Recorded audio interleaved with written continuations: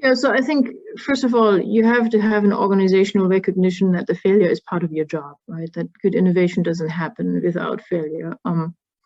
For a long time, I was a martial artist, and it was I was practicing one of those Korean martial arts where you have a whole bunch of jumping, spinning kicks. And once my sensei said to me, if you don't every now and then fall down really hard, you never tried that kick. Right. And so that's the kind of culture you have to develop, that falling down is fine. Actually, it's just a reflection of what you do. So I think first and foremost, you have to create that culture. And for example, when we approve projects, and maybe we can approve half of our proposed validation projects, we want to encourage these teams to not even seeing this as a failure, but we sit down with them and figure out, well, how can we get you to the next step? Because this is just a natural process of what will happen again and again.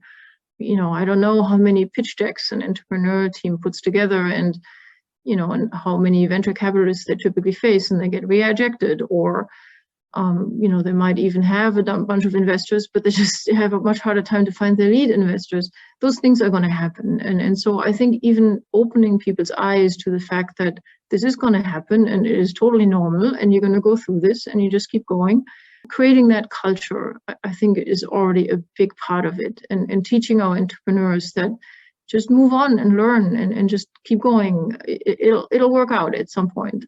I think that's one important part, and knowing that you can try and failing is just a part of innovation.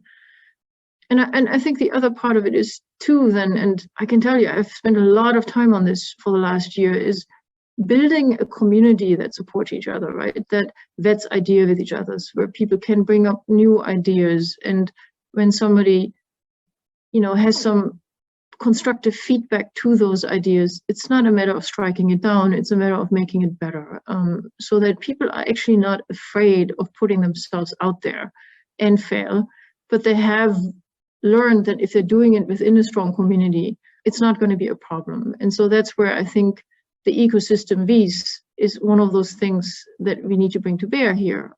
One of the things I think we do well is we don't have very rigid structures in our model. We are really a very fluid ecosystem at the Wyss. And so people who like each other, people who trust each other, people who want to work with each other can kind of self-assemble. And I think that also creates a culture where you can fail in your innovation because you're supported by a supportive team that will help you back on the horse and vet the next idea. So I think at that point, treating failure is really one part of the organizational innovation at the Wyss. I think out of the 4 innovations I was quoting earlier, the organizational innovation was one of them. And by not providing rigid structures or an enormous org chart, we are trying to instill this fluidity in organizations so that teams who really like working with each other can really strive and can actually get a robust framework together that is going to protect them against failure, because they're not going to see it as failure. They're going to see it as a natural process. So that's what we're trying to do through our model, really. And then, of course, through a lot of community building and mutual encouragement.